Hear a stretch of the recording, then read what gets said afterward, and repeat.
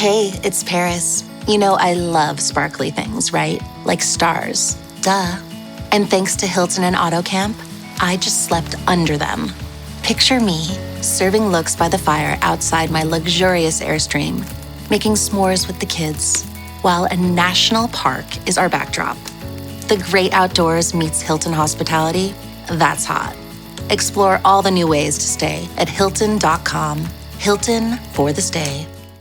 With a major selection of the looks your kiddos love starting at just $4 in the Walmart app, a new school year means a stylish new them. Who knew? Find skater skirts and Crocs that say, I'm casual but cool.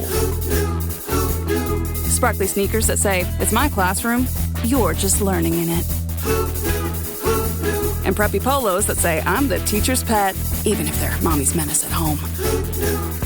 Find their favorite styles starting at just $4 in the app. The Walmart you thought you knew is now new. Today's top story, the flavor merger of the century between the Peanut Butter Group and Chocolatey Corp. Joining me is a PBC executive. Thanks for having me, Barry. Now, how did you know the merger and the byproduct of it, Jif peanut butter and chocolate flavored spread, would be a success? You know, it was a gut feeling, a rumbling, if you will. Besides, they're two titans of taste. Very true. Goes great with pretzels. And pancakes. Apples too, I bet. Try Jif PBC today. Are you a forward thinker? Then you need an HR and finance platform that thinks like you do. Workday is the AI platform that helps propel your organization, your workforce, and your industry into the future. Workday, moving business forever forward. As a sports fan, I have to confess, sometimes the game gets kind of boring. That's when I unfold my Samsung Galaxy Z Fold 7 and use multi-window viewing on its large screen. Boring game? I'm checking out my fantasy baseball league at the same time. Score still 1-0? I'm replying to emails in the other window, scoring points with the boss. Semifinals finally getting exciting? I'm buying tickets to the finals and booking my flights. Can your phone do that? The new Galaxy Z Fold 7. Get yours at Samsung.com. This podcast is part of the Robots Radio Rocket Club, a program designed to help all podcasts reach their full potential. For information about joining the Robots Radio Rocket Club, check out robotsradio.net.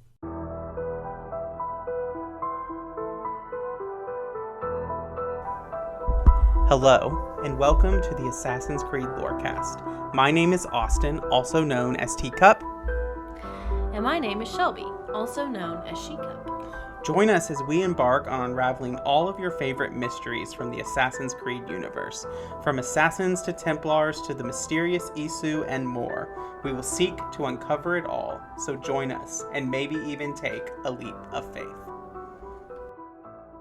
Hello and welcome to the Assassin's Creed Lorecast. My name is Shelby or She-Cup, and I'm joined here with my co-host. Yes, I am Austin or Teacup.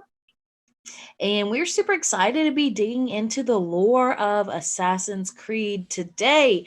We have, for like the past month or two, been talking about all the different types of pieces of Eden. So we've finished all of those. We talked about all of those, which means we're moving into something new. Yes, we are moving in to the creators of the pieces of Eden themselves, the Isu. So this episode will just be kind of a general history and overview of the Isu before we spend a couple episodes talking about the major players and specific Isu that we've encountered in the game. So we're not diving into any specific Isu today. We're just giving a broad overview. Correct. Gotcha. So it might be a shorter episode than you're used to, but because as important as they are, we actually don't know a lot about them as a species or unit. Interesting. Yeah. You ready? Yeah, let's do it. All right. So to begin with, we first encounter an Isu in Assassin's Creed 2. And I wanted to start there because it has one of the most interesting quotes, I think, for the Assassin's Creed universe, which, Ezio sees Minerva in the temple under the Vatican, and he says to Minerva, he says, "You're gods." And Minerva says, "No, we are not gods. We simply came before." And this leads us into one of the Isus names that they give that people refer to them as, which is the ones who came before. Minerva kind of hints before, like humankind. So, as a general overview, the Isu are a race of ancient and highly advanced beings who ruled the earth prior to the dominance of humans. And the dominance of humans is basically just like establishing Homo sapien, or just that human style as like top of the food chain, top of the evolutionary tree in the earth. The Isu are responsible for the creation of pieces of Eden, as well as they are responsible for the creation of the human race. The Isu have gone by several names throughout history, some of them adopting the names of human pantheons, or vice versa. The human pantheons developed around the Isu, i.e. Juno, Jupiter, Minerva, Odin, Loki, all of these things that we've encountered. I just have an interesting thought that it's interesting to me that, like, so far in the games, we've only really seen Isu taking the names of like Greek/Roman gods and Norse gods. Like, there are so many more gods out there that they could have representation from, basically, you know? And I guess that probably does get into the age-old question on this podcast of, is it okay to tamper with religions? But I just think it's interesting that they've only basically taken from like 2 mythologies. Yes. And it's interesting that we don't get the kind of personified interaction with the Egyptian pantheon in the same way. Yes, like I knew before I started playing Origins, that's the first Assassin's Creed game I played. But I already knew about some of the other games because we were doing research for this show, right? And so I fully went into Origins expecting to have more of the personification, like you said, of the Egyptian gods, like Ra being an Isu, but we didn't see that at all. Right. You get a little bit of it in the DLC you haven't played. But yeah, you're right in that. And, you know, there are Isu who have no connection to any pantheon, like one named Alethea is in there. She's not really connected. Consus is sometimes referred to as being Hephaestus, but Hephaestus is also viewed as a separate being. So who knows really there. But the interesting thing is that Abstergo and the Templar Order coined a scientific name for the Isu, which is Homo sapiens divinitas, which is disgusting. Why is it disgusting? Well, I just think that the way that the Latin works, it's basically humankind divine. Like this idea that it's just, it's humankind made divine. And like the fact that the Templar Order would choose to do that when they want to basically assert themselves as gods and controllers of humankind. It's really interesting to me, and maybe this name comes after, but it's interesting to me that this name is Homo sapiens divinitus, when I feel like the Isu and all the content want to separate themselves from humanity. So why would they not have a different name? Why are they lumping in with Homo sapiens? Right. I feel like, why do they have sapien in there? Should it not just be Homo divinitus? Like, yeah, exactly. I digress. We're told that Minerva tells us that humankind was made in the Isu's image, which don't love, but it's that kind of classic thing of, we're made in the Isu's image, so let's project our image onto them, because that must be how it is. Right. Yeah. It's almost they're anthropomorphizing these. And then like, that's another next question. Is what we see the Isu as actually their form, or just what we've only ever seen an Isu through a human eye?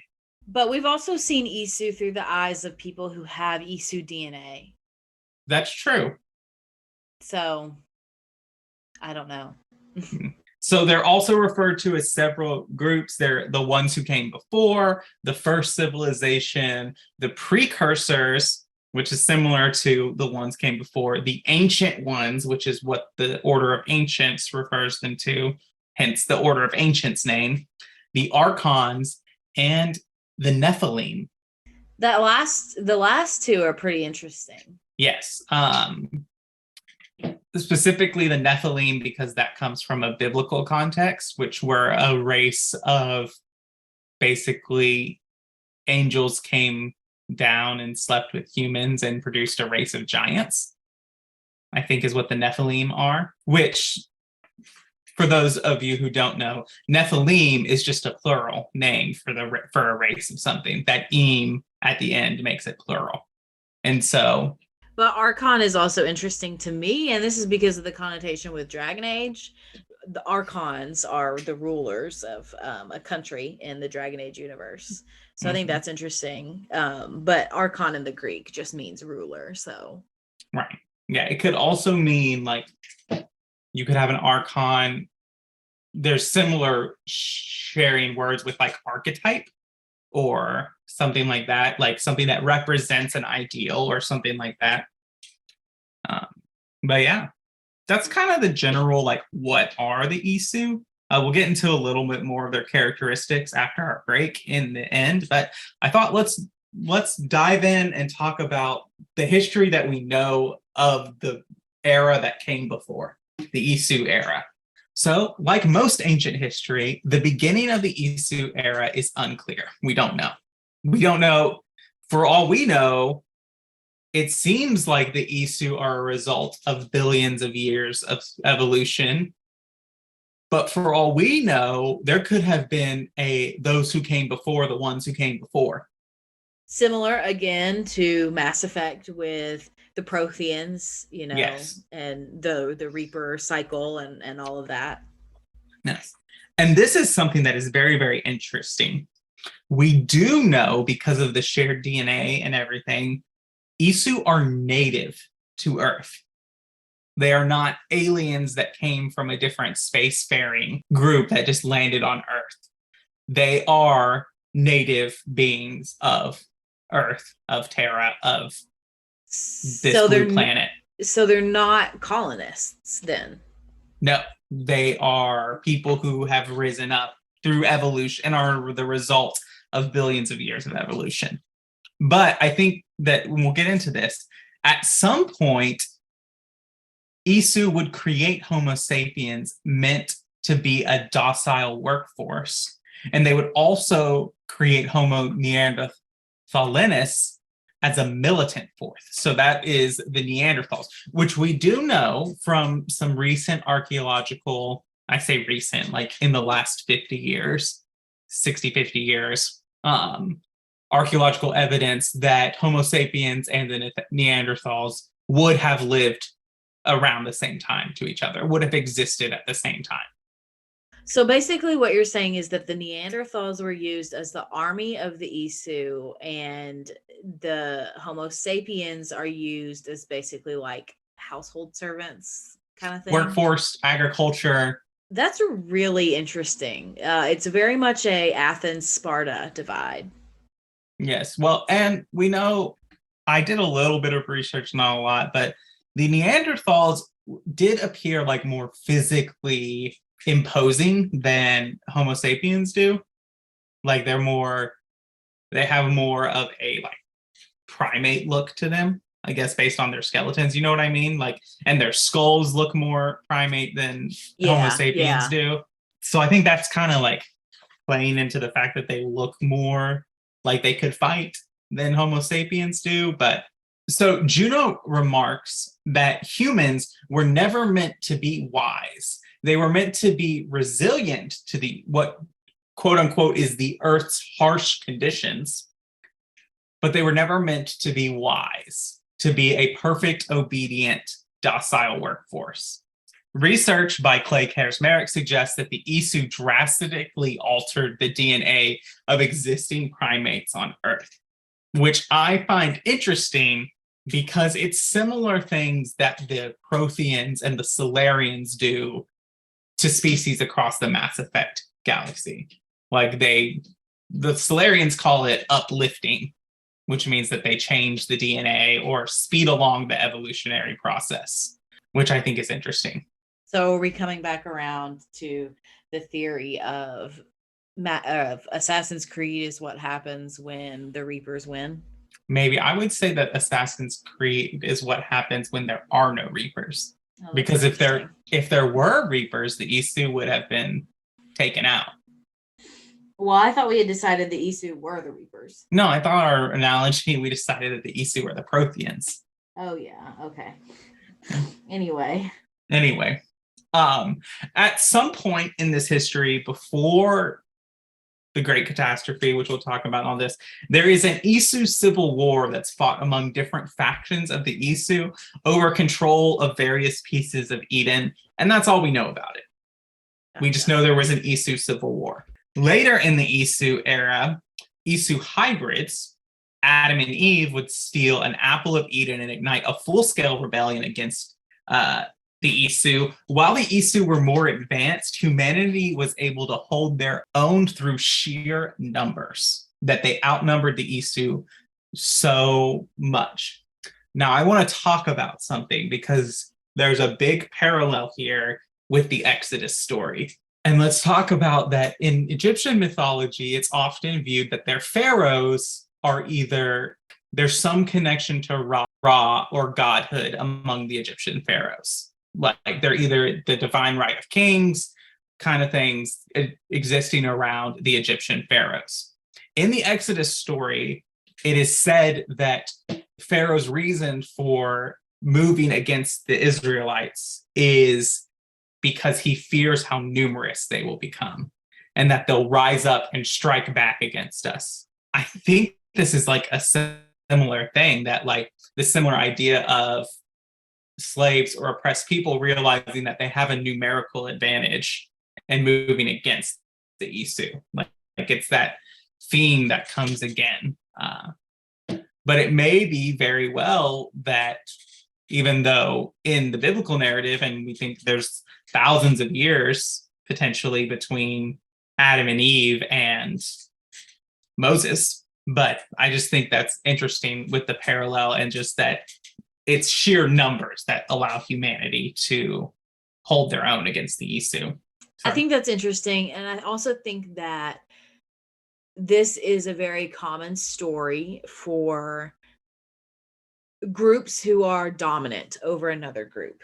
They think that they're always going to be dominant over that other group. And so then they basically this is also the story of slavery in the United States, where there were so many more enslaved people living on plantations than slave owners, so this is a very common story of dominance, of people who own other people who control other people, is they think they're always going to be in power, and they can't even conceive of a possibility of what happens when the people I'm controlling rise up against me.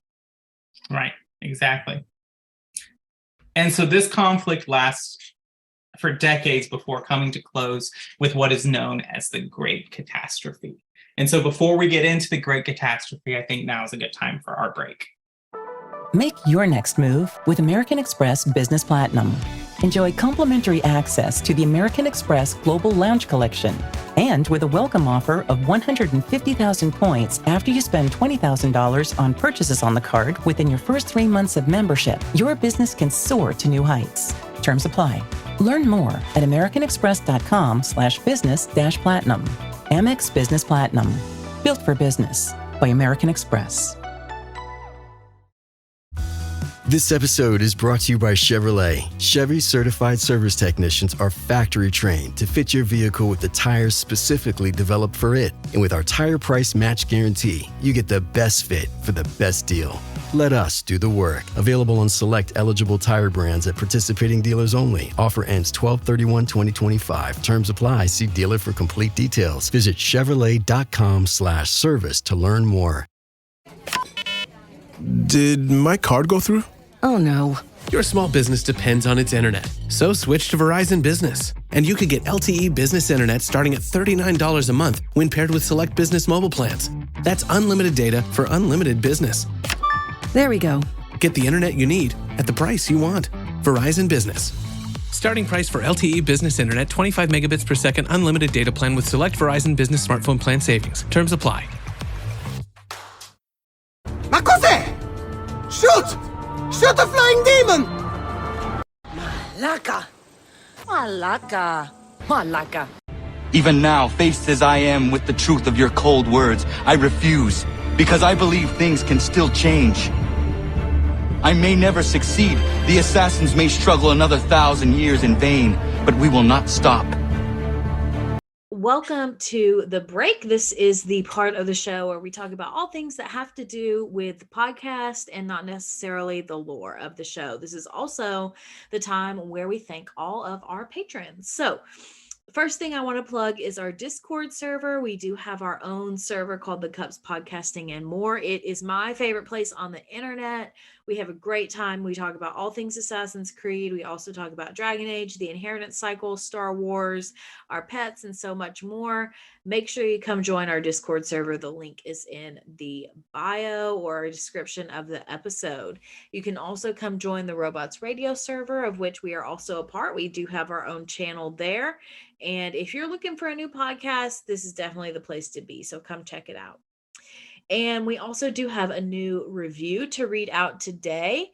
And this review is from Keith R., who emailed us this review. So thank you so much, Keith. And Keith says, 5 stars. Hey guys, I'm a huge fan of y'all's work. I'm a longtime Assassin's Creed fan, and y'all's deep lore is my favorite thing. I don't ever have time, so I usually listen to you guys when I bike to and from work. I hope that y'all do like a guest thing one day, and I'd be more than happy to chime in with you guys and over Discord. Y'all are awesome. Thank you so much, Keith R. And this is a great transition into the time where I thank our patrons, because Keith R. is also one of our new patrons. He is our very first Mentor Assassin tier patron, which means, Keith, if you're listening, you do get to come and guest on the show with us once a month. All of our patrons who are at the Master Assassin tier level and higher get to come on the show once per month for our patron chats, and we're starting those in October. So if you were thinking about becoming a patron, thinking about wanting to come on the show, now is the time to do it. So Keith, we'll talk to you on the show in a few weeks. And also, going back to the reviews, if you haven't left us a review, you can leave us a review on Apple iTunes or on Spotify. So I think that's all I've got for the middle of the show, Austin. So I'm just going to turn it back over to you. This episode is brought to you by LinkedIn. Psst, healthcare pros, word's out, and it's too good to keep quiet. Look, LinkedIn is revolutionizing job hunting, making it possible to search by specialty, shift preference, and salary. Endless scrolling is out. Whether it's a mental health therapist or dental hygienist, finding the perfect role is faster and easier than ever. Head to linkedin.com/healthcare and start your search today. Hey, this is Bill Simmons from the Bill Simmons Podcast, here to help you make the most of your summer with Michelob Ultra, a superior light beer worth playing for. Play for it with the guys when you're competing to see who can sink more birdies on the golf course, because winning tastes even better with Ultra on the line. Play for Ultra. Fill your fridge with Michelob Ultra this summer. Enjoy responsibly. Copyright 2025 Anheuser-Busch Michelob Ultra Light Beer, St. Louis, Missouri.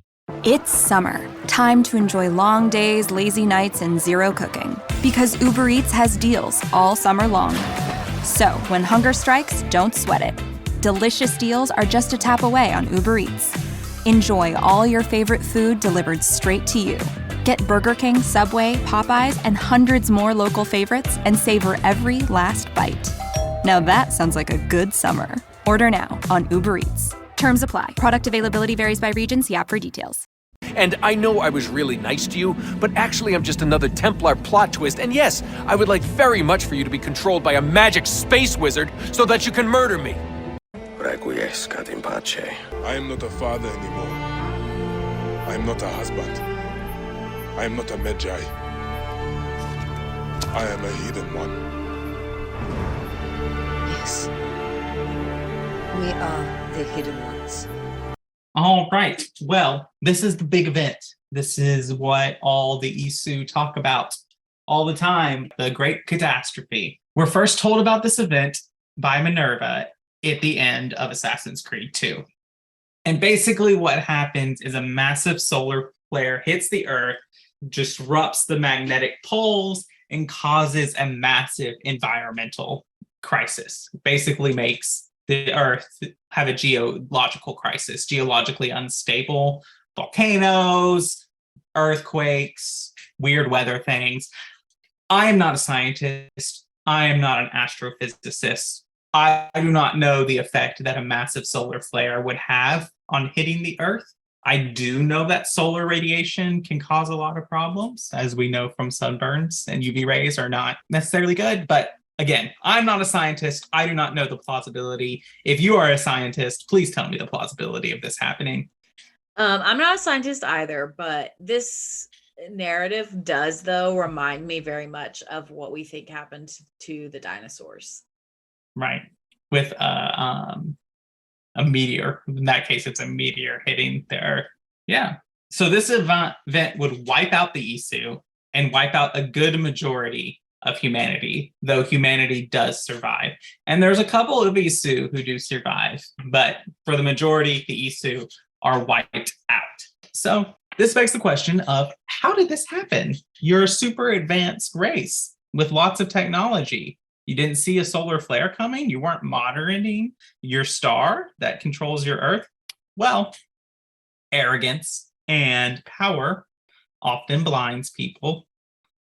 And the Isu were blinded by their war with humanity and their war to subjugate and basically bring back in line their workforce. And so they don't really see this coming in time. They do see it coming before it happens, but not in time.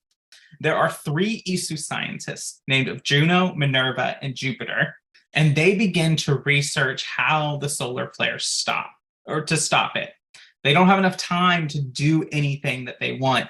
They have all these ideas, from creating a giant shield around the Earth to the creation of the Isu sage to using an apple of Eden. This is really philosophical. So we know an apple of Eden from our episodes can project tangible illusions. It had been experimented that if enough minds are brought together under an apple with a singular thought, they can create something out of nothing, basically. Bring something to reality, will their thoughts on the universe, basically. So the thing they want to try is sending an apple up into space, basically, and binding the entire planet together to basically will the tragedy away. That seems like it's doomed to failure. Basically what happened is there was no way to control it. And there was too much energy on the apple to try to do that. But what's interesting about that one is that's exactly what Abstergo is trying to do with their satellite. Right. But I just think that's interesting. And I think I'm glad that didn't happen, because I feel like the consequences of that happening would be humanity would never break free again. So one group of Isu does succeed in surviving the catastrophe in their own way. And this is the creation of the Isu sages. I'm not going to go into big detail of what a sage is and how it works, because that's another episode in and of itself. But a group of Isu known as the Aesir, which are a group of Norse gods, that's basically the gods of Asgard. They basically, in Odin's effort to subvert Ragnarok, which is the great catastrophe, he basically learns this possibility of transferring consciousness into another vessel, which basically allows these Isu to be reborn as Isu sages throughout the time. Outside of the Aesir and Loki, there's only one other member who has been a sage, and that is Aida, who is the husband of Juno, which I just think is funny that Juno's husband isn't Jupiter, but whatever. They do survive that way. You look very confused and like you have a lot of questions. I'm not confused. I just think it's interesting. So I just read this book. This is kind of a tangent, but I read this book called The Witch's Heart. If anybody has read it, DM me, because it's very interesting. And it's basically a retelling of all of the Norse mythology and Ragnarok and all of that. And this, what you've just said, reminds me a little bit of something that happens in that book.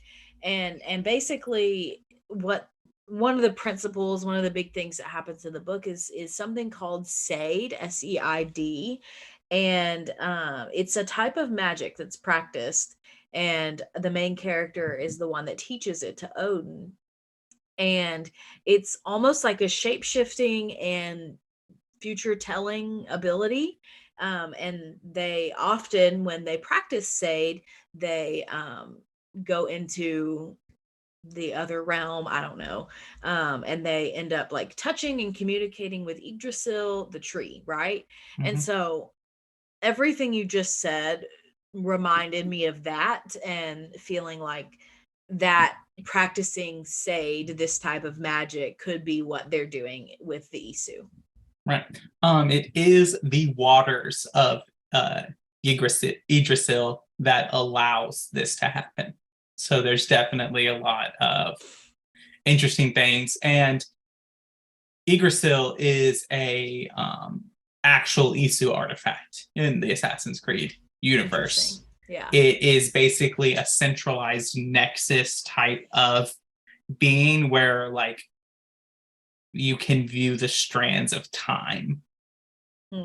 Which makes sense because like the world tree, everything passes through the world tree. Yeah. And everything going on there.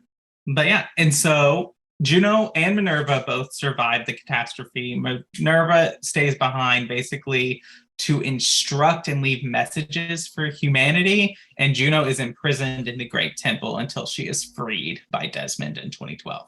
And that's really the Great Catastrophe, all we really know about it. Do you have any thoughts on that before I move into our kind of last thing and then we talk about the Isu in general?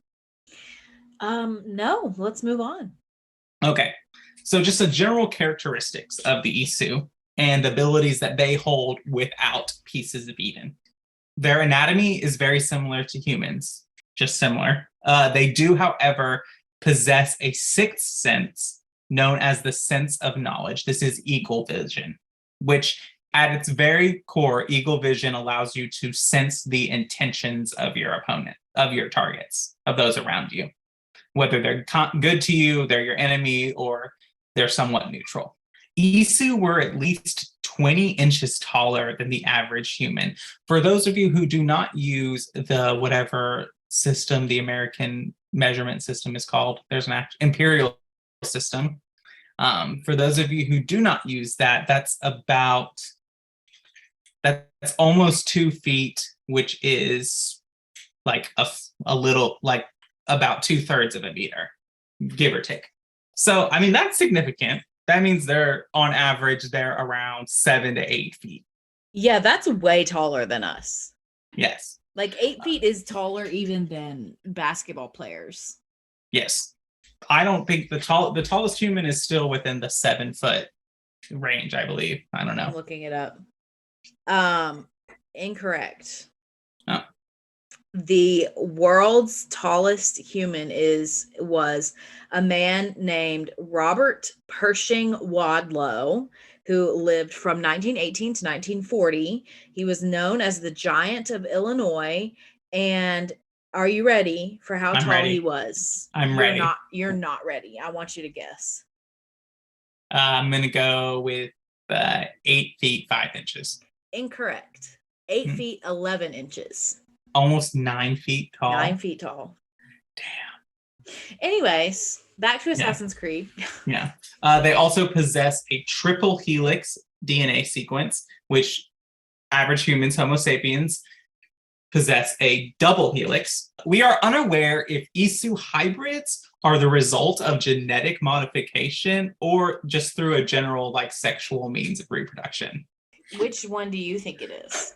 I really hate the implications of a sexual means of reproduction, meaning that an Isu had sex with a human Homo sapien and produced a Isu hybrid, just because that's gross. Well, I mean, the humans are basically their slaves, so... Yeah, so I think that is probably likely happened. It could also be, it could be a both and situation, but I think the latter is probably more likely just because we know that Isu DNA is passed on through reproduction through humans and bloodline. Those of Isu descendants, whether through hybrids or other means, Isu sages, possess a resilience to pieces of Eden, as well as increased abilities and the abilities to use eagle vision or the sense of knowledge. And often they can interact with artifacts that contain the consciousness of Isu without going crazy. Which we have seen that in games. Yes, I mean, I do not think that if, for example, if Rodrigo Borgia had entered the temple under the Vatican, I don't think he would have seen Minerva. I think he would have gone insane. So only someone with Isu DNA like Ezio would have been able to really have a conversation with her. Right. Yeah. But yeah, that's all that we really know about the Isu's history. We do know a little bit more about the Isu in general, but this is the general history. We will get into more of the details as we dive into each specific Isu. Awesome. I'm looking forward to it. Yeah, but that's all we got. All right. Well, thank you so much for listening to the Assassin's Creed Lorecast. We will see you next week. Thanks for listening to the Assassin's Creed Lorecast. You can find us on Twitter at Assassin's Creed Lorecast, or you could talk to us on Discord in the Robots Radio Discord or our personal Discord server, both links found in this episode's descriptions. Thank you for listening, and always stay to the shadows to serve the light, Assassins.